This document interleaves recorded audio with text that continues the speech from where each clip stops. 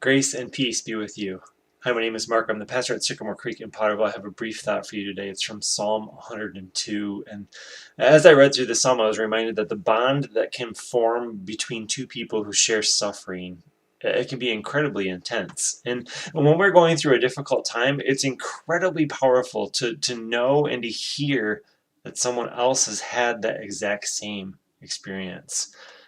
During a time of difficulty, the psalmist gives us here this psalm, Psalm 102, and it is the prayer of an afflicted person. It's someone who is right in the midst of a very difficult time. And they're not looking back on it, they're right in the middle of it. And I think Psalm 102 is a great psalm for someone who is hurting, for someone who is suffering.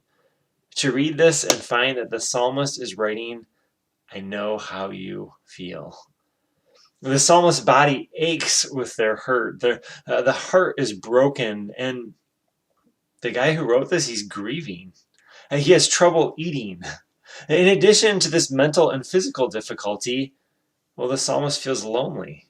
He's having trouble sleeping, and he's taunted by opposition. He's withdrawn, he's isolated, he's depressed. And then he begins to find hope in verse 12. God, you are where I find my hope.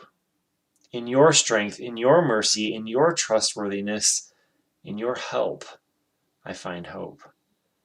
The psalmist remembers, as we can too today, God's character and God's nature. And the psalmist reminds himself and us today that God is good, even when our circumstances are not. God's grace and peace be with you.